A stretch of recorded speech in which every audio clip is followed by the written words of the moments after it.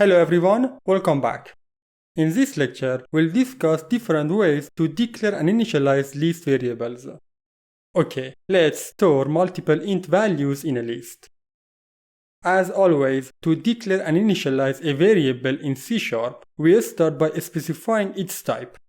To achieve this, we use the list class name followed by the desired data type, enclosed in angle brackets.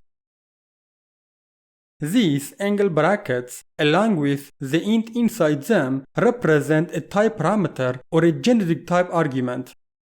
In the upcoming courses, we'll cover generic types in detail. For now, it's important to note that the list is a generic type, and by including int between these angle brackets, we inform the compiler only values of type int can be stored in this list. Next, let's give our list variable a name. Now comes the initialization part. To create a new instance of a list class, let's use the new keyword followed by the list. Angle brackets, int, and parentheses. This initializes our list and makes it ready for use. In this statement, we explicitly specify the type of the list variable. However, we can also implicitly specify the type by using the var keyword.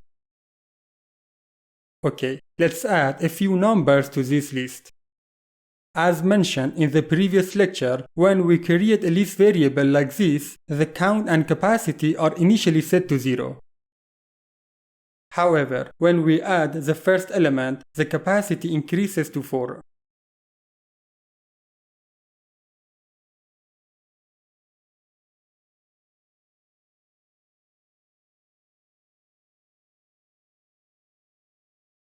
Then, when we add the fifth number, the capacity grows to 8, and so on.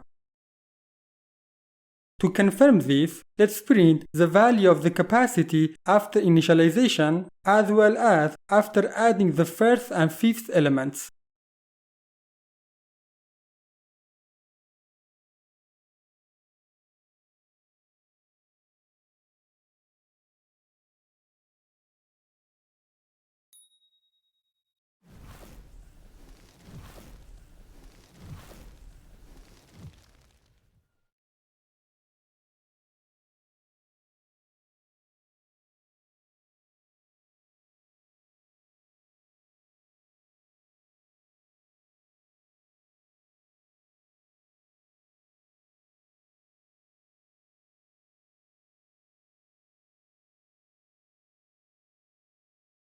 Now, let's run the application to see the result. As you can see, we get the expected results.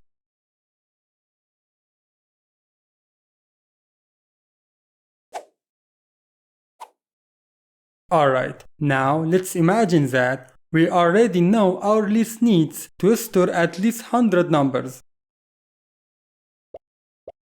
In this case, our list creates an array of size 4. Then another with a size of 8, and so on. As you can see, the sizes of the arrays follow a pattern of doubling. This process continues as the list grows, creating many arrays in memory. To prevent this, we can set the initial value of the capacity during initialization. Okay, let's specify the desired size of the capacity by placing it within the parentheses. Let's run the application again and see the result. As you can see, the value of the capacity during initialization is now set to 100 and remains unchanged after adding elements to the list. It's important to note that when we set the capacity to 100, it means the list can store up to 100 numbers, while still following the doubling pattern.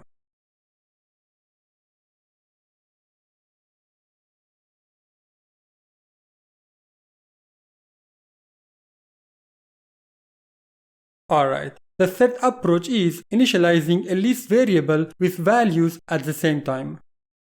we can achieve this by enclosing the values inside curly braces right after the parentheses. The capacity of the list depends on the number of elements we're adding. If the number of elements is between 1 and 4, the capacity is set to 4. If it is between 5 and 8, the capacity is set to 8, and so on. In this case, we're adding 3 elements to the list, so the capacity is set to 4. You should know that in the previous approaches, the count value was set to 0, but here it's set to 3. To confirm this, let's print the values of capacity and count in the terminal.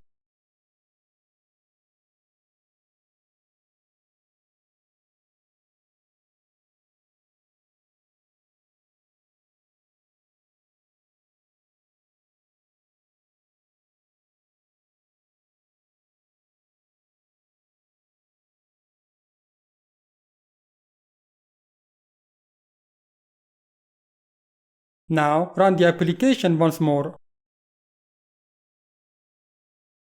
As you can see, the capacity is 4 and the count is 3. Alright, let's add 4 and 5 to the initialization and run the application again. Okay, this time the capacity is 8 and the count is 5.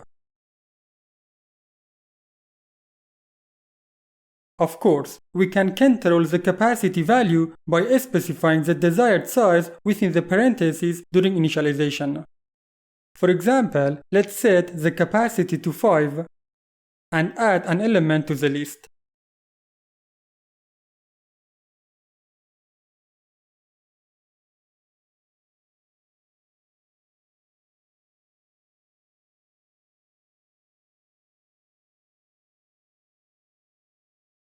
Let's run the application once more.